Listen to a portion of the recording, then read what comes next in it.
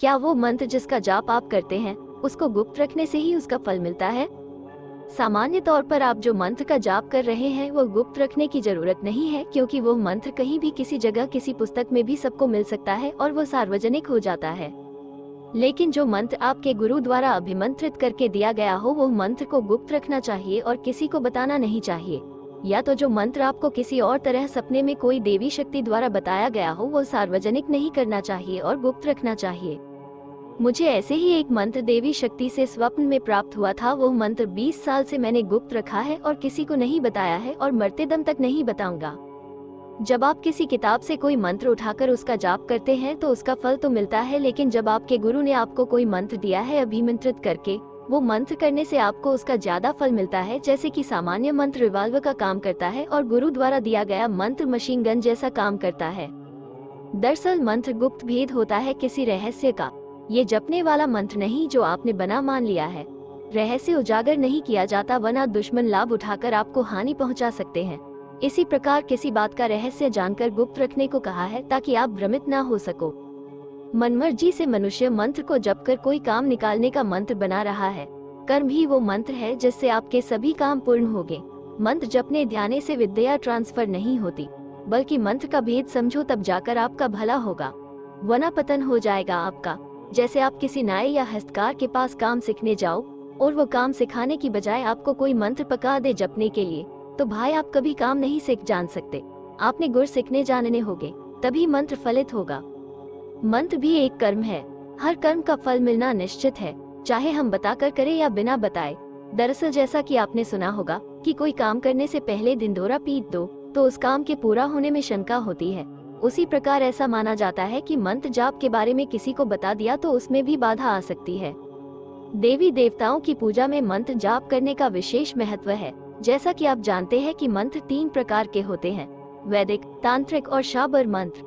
शाबर मंत्र बहुत जल्द सिद्ध होते हैं। तांत्रिक मंत्र में इससे थोड़ा ज्यादा समय लगता है और वैदिक मंत्र को सिद्ध होने में बहुत ज्यादा समय लगता है। शाबर मंत्र और तांत्रिक मंत्र की अपेक्षा वैदिक मंत्र सिद्ध होने के बाद हमेशा लाभ पहुंचाते हैं। जाप भी प्रकार के होते हैं, वाचिक जाप, मानस जाप और उपांशु जाप। वाचिक जाप ऊंची आवाज में और स्पष्ट शब्दों के साथ मंत्र का उच्चारण करना वाचिक जाप कहलाता है। मानस जप में मन ही मन मंत्र का जाप किया जाता है। उपांशु जाप में जाप करने वाले की जीभ और होंठ हिलते हुए दिखाई देते हैं, लेकिन आवाज नहीं सुनाई देती। जाप करने वाले व्यक्ति ध्यान रखनी चाहिए ये बातें। मंत्र जाप में ध्यान देने वाली बात यह है कि मंत्र का सही उच्चारण होना चाहिए।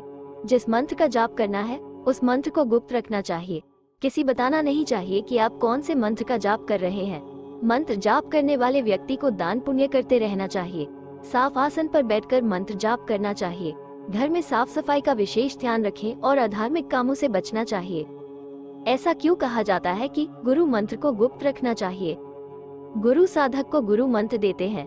इस गुरु मंत्र के माध्यम से साधक को अपनी उपासना साधना करनी होती है, परंतु कभी कभी कहा जाता है कि इस मंत्र को गुप्त रखना चाहिए। कारण इस प्रकार हैं। 1. साधक की आवश्यकता को ध्यान में रखते हुए गुरु उसे मंत्र देते हैं तो उसमें उनकी शक्ति होती है। यदि साधक द्वारा वही मंत्र किसी दूसरे को बताया जाए तो साधक के पास शक्ति न होने से उस मंत्र से साधना करने से दूसरे को उससे लाभ नहीं होता। यदि ऐसा होता है तो पहले साधक के लिए दूसरे के अनुभव को सुनकर विक्षिप्त होना संभव है और प्रथम साधक की साधना बंद करने की संभावना रहती है। 2. गुप्त रखने के लिए कहने से उसका लगातार स्मरण होता है। इस नियम के अनुसार मंत्र को गुप्त रखना है। ऐसे कहने से मंत्र साधना अधिक होती है।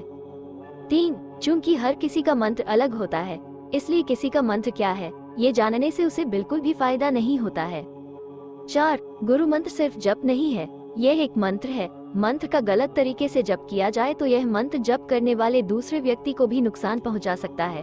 गुरु मंत्र गुप्त रखना चाहिए। साधकों और गुरु बंधुओं से बात करते समय इस नियम का पालन करने की आवश्यकता नहीं है। उनसे चर्चा करते समय मंत्र या किसी साधना को गुप्त रखने की आवश्यकता नहीं है, क्योंकि हर कोई चर्चा से कुछ सीख सकता है और कोई खतरा नहीं है।